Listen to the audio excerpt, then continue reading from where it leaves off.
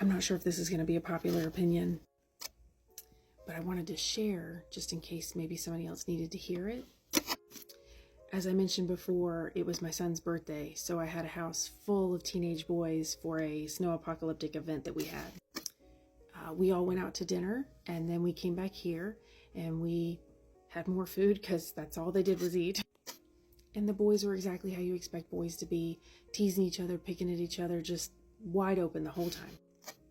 There were a few times that jokes got what I would consider a little too aggressive, and my husband and I immediately shut that down. Like, hey, you can talk like that on your own personal time, but not in our presence and not in our home, because everybody here is welcomed and everybody's a friend.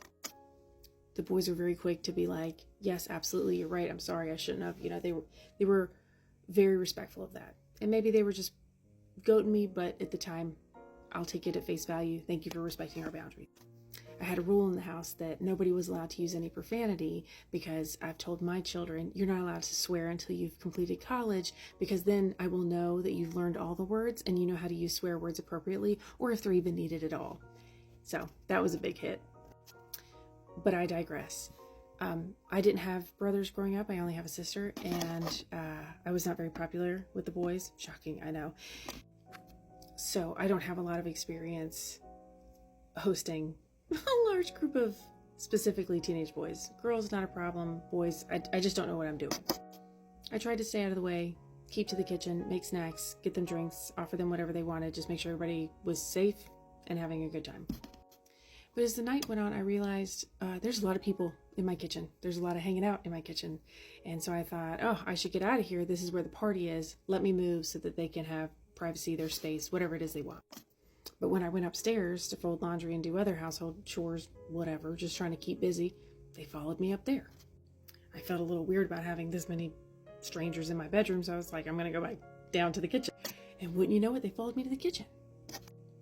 So I asked a couple of questions, like, what do you want to be when you grow up? What do you guys, what's cool? What's hip right now? What do you guys like to do? And I got some really interesting answers and explanations. I work really hard to try and teach my children that everybody has value, and that if you just take time to get to know somebody, you could learn something completely new and fascinating. Because of that, my oldest has really taken that to heart, and he befriends everybody. So it was a very mixed crowd of students. We had some that are in AP classes, which is like college level courses. We have some that are in a program where they get to work with the universities locally. We have some that go to standard school. We had some that were homeschooled. We had some that were doing online school. And we had some that have dropped out and started actually working and having a career. And I told them that if they decided to get their GED, which I was expecting by the end of this year, but if they decided to get their GED, I would throw them a party. Anyway, I share all of that with you to say, I noticed that they really just wanted to talk with me. And I don't think I'm that special or that interesting, but okay, we can talk.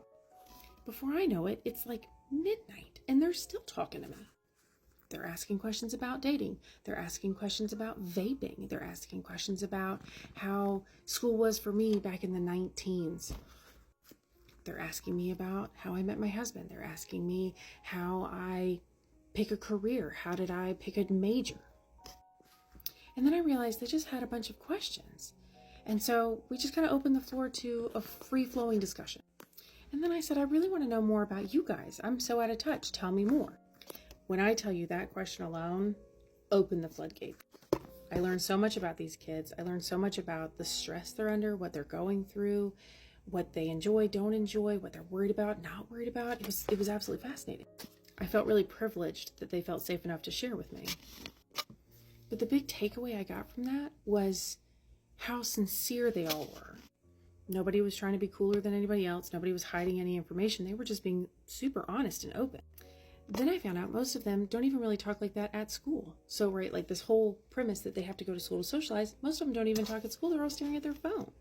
And then I discovered none of us have looked at our phone in easily the last 2-3 hours. And that might not sound like a big deal, but with teens, I kind of find that to be a win. Then I got a bunch of hugs. I got a bunch of thank yous. I got a bunch of, you're so cool. Okay. They said, I don't feel like my parents listen to me. Thank you so much for listening. I feel valued. They didn't say valued, but like, they were like, this feels cool. I like connecting. And I know that, and I was very open in front of all of them. I was like, I know my child has a tendency to not want to share anything with me. And I understand that, and I try and respect that boundary, but I also try and make sure that he's safe. And that perhaps their parents are doing the same, and you just have to talk to them or give them the chance to talk to them. And I'm not sure that they will. I'm not sure that they'll ever be comfortable. Maybe they'll go home and have a great relationship. I don't know. Maybe we're just going through a lull. I don't know. I don't know everybody's home life. That's not my place to say or judge or make a quick decision. I just thought it was so fascinating how transparent and open they were, especially when you know, that teenage, that's a gap where you're either in or you're out. And if they see you as an out, they'll never trust or confide in you. So I honestly felt very privileged that they wanted to share with me.